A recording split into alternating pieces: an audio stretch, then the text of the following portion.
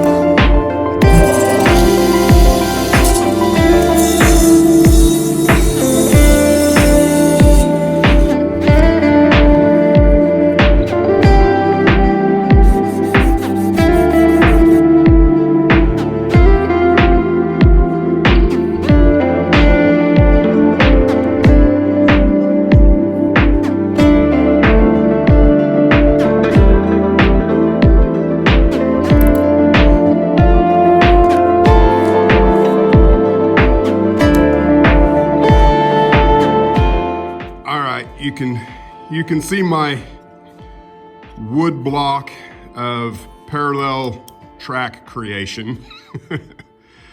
You know, these sweepsticks are a really good tool. And so I don't want to, you know, say anything ill about fast tracks and their space gauge. It's a good idea, but for my money, this right here works so much better.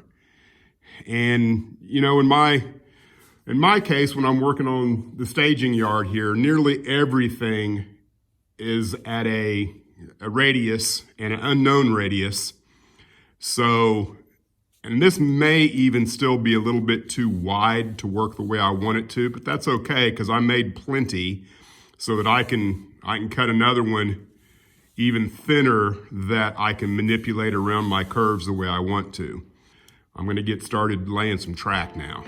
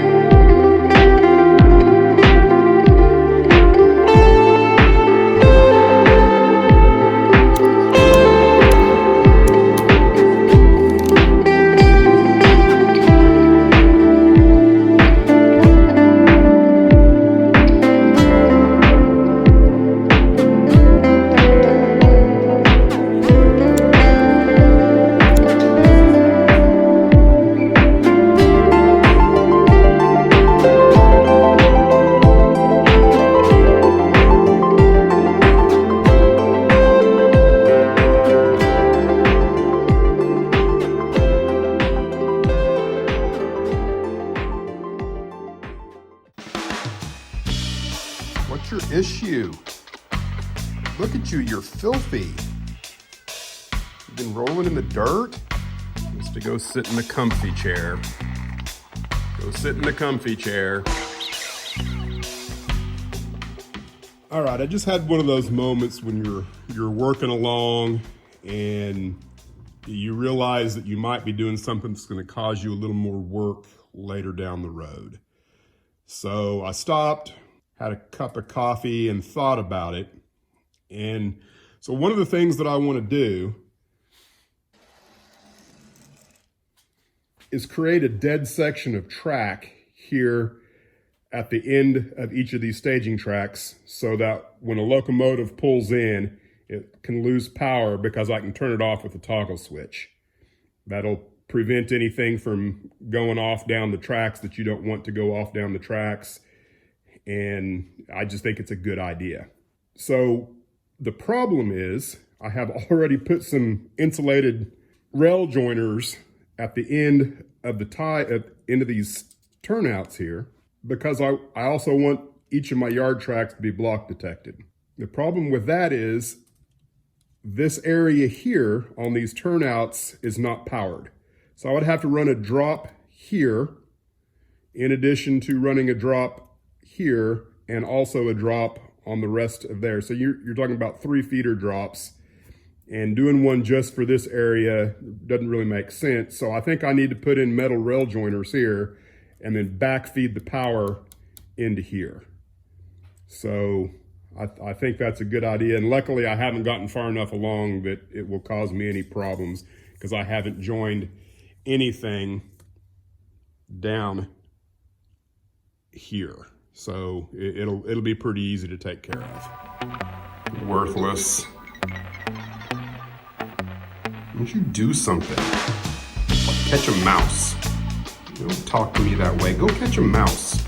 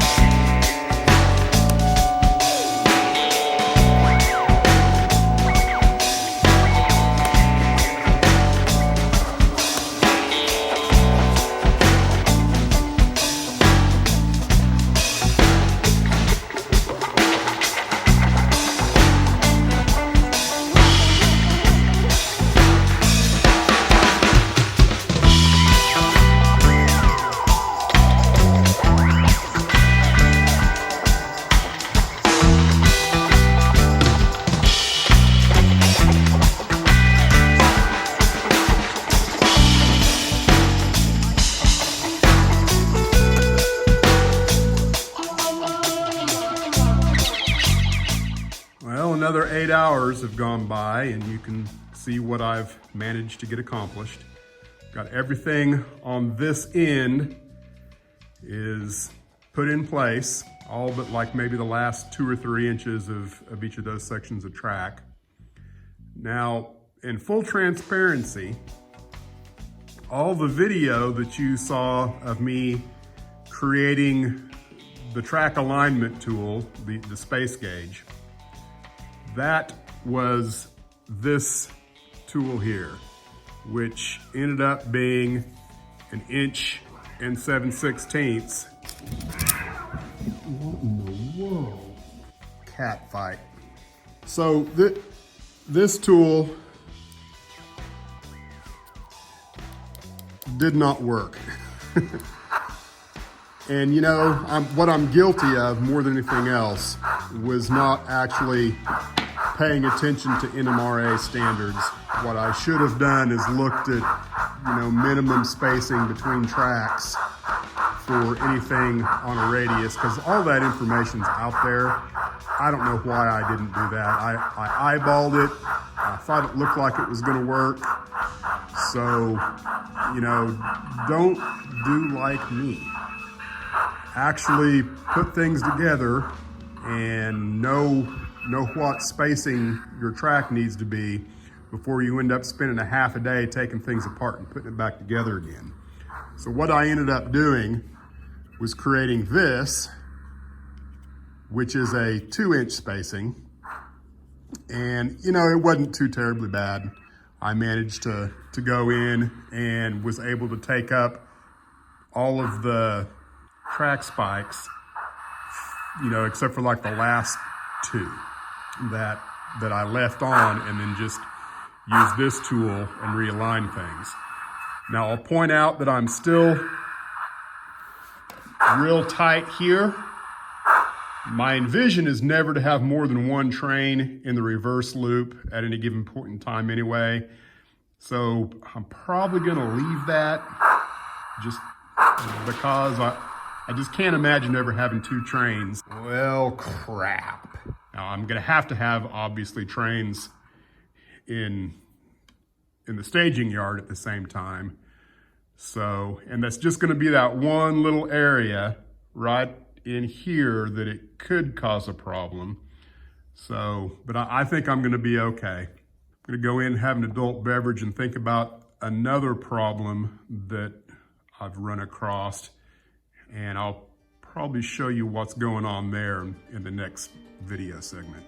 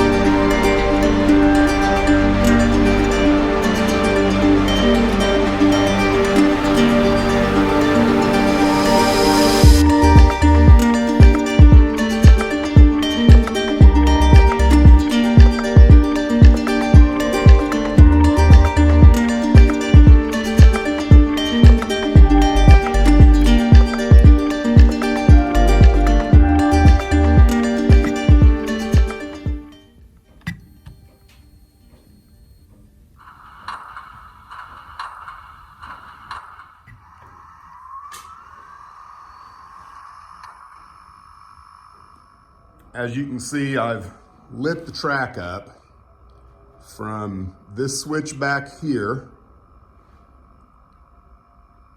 down to this switch.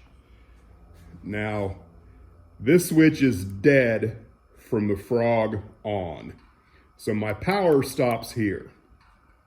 And what I'm gonna simulate is if I've got a section of dead track at the end of my staging yard, if I have a locomotive that has a keep alive, how much further is the locomotive gonna crawl after it loses power due to it having a keep alive?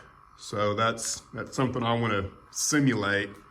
So, and right now I have the acceleration set on this thing, so it's going to take a little bit to build up steam. I'm going to try this probably at speed step 5 or 6, which is going to be relatively slow. So we'll see how this goes.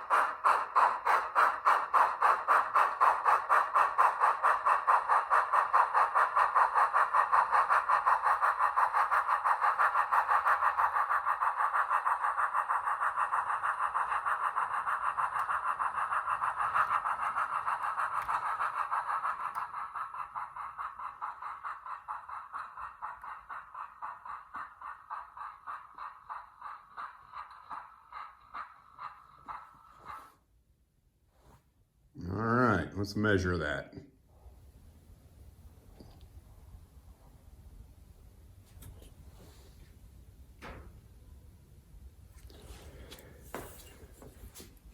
Well, that's right about 14 inches.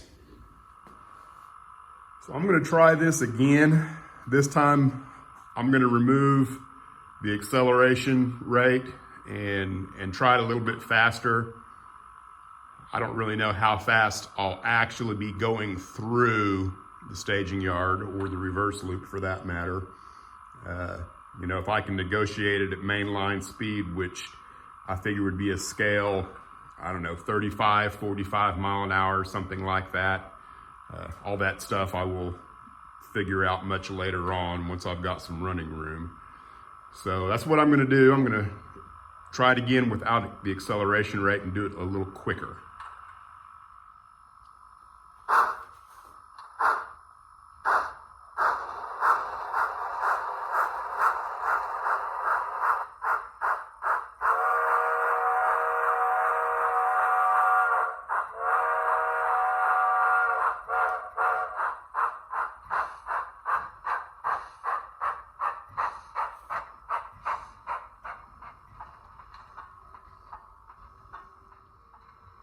All right, momentum is removed and I've juiced the throttle up to, I don't know, somewhere close to half throttle, I guess.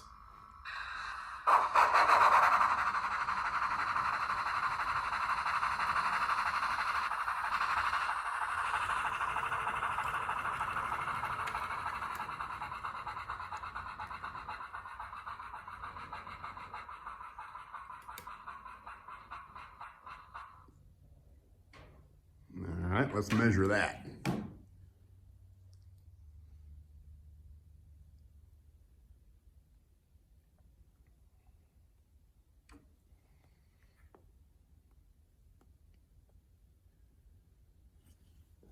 Well, that's about 21 inches, so we have to think about this.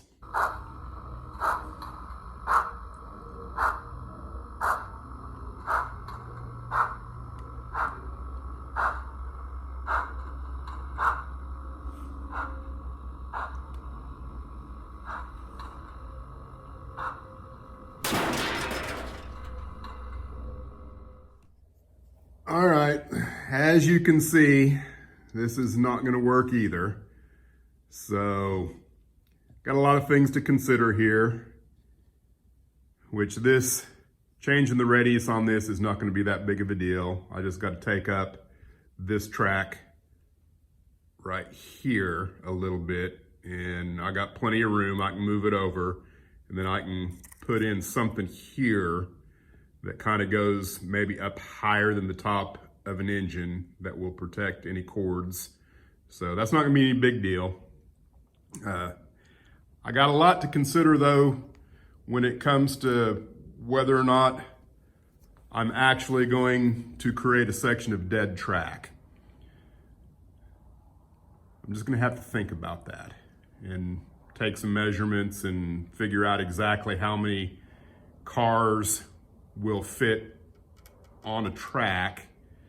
And if the train coasts another 12 inches or so, maybe even 14, you know, where is that going to leave the train?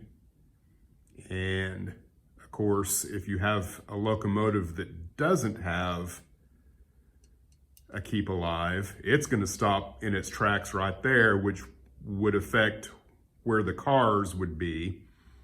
Because I don't want to be limited to saying, well, only this track that has this much track dead on it will be for a locomotive with a keep alive, and then this track is only for locomotives without a keep alive. I don't want to mess with that. Eventually, I'd like to have keep alives in all of my locomotives. So at any rate, I've got some considering to do. I am gonna finish the yard. I'm gonna get started working on that because I can always come in later and cut the rails where I want them at a later date and insulate them later. So I'm gonna get started on that. In the meantime, like, share, subscribe, and we'll see you next week.